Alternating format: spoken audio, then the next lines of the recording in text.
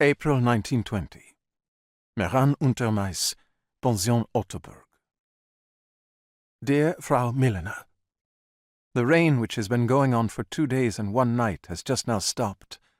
Of course, probably only temporarily, but nonetheless an event worth celebrating, which I am doing by writing to you. Incidentally, the rain itself was bearable. After all, it is a foreign country here, admittedly only slightly foreign, but it does the heart good. If my impression was correct, evidently the memory of one single meeting, brief and half silent, is not to be exhausted.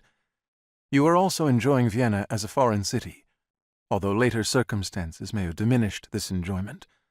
But you also enjoy foreignness for its own sake, which might be a bad sign, by the way, a sign that such enjoyment should not exist. I'm living quite well here.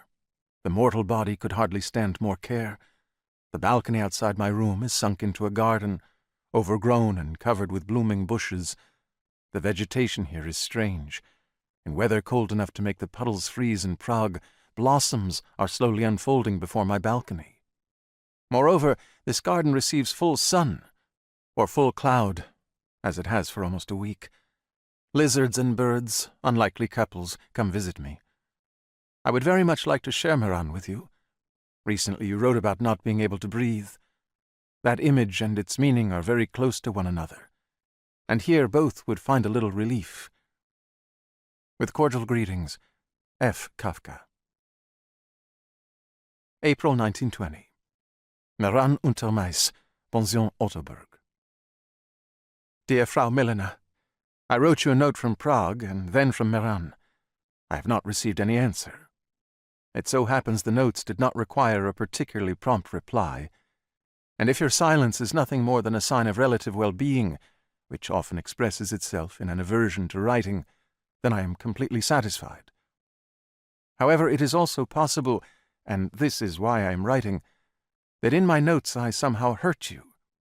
What a clumsy hand I must have had, if that should have happened against all my intentions. Or else, which would of course be much worse, the moment of quiet relaxation you described has again passed, and bad times have again descended upon you. In case the first is true, I don't know what to say. That's so far from my thoughts, and everything else is so close. And for the second possibility, I have no advice. How could I? But just a simple question. Why don't you leave Vienna for a little while? After all, you aren't homeless like other people. Wouldn't some time in Bohemia give you new strength? And if for reasons unknown to me you might not want to go to Bohemia, then somewhere else. Maybe even Meran would be good. Do you know it? So I'm expecting one of two things. Either continued silence, which means don't worry, I'm fine, or else a few lines. Cordially, Kafka.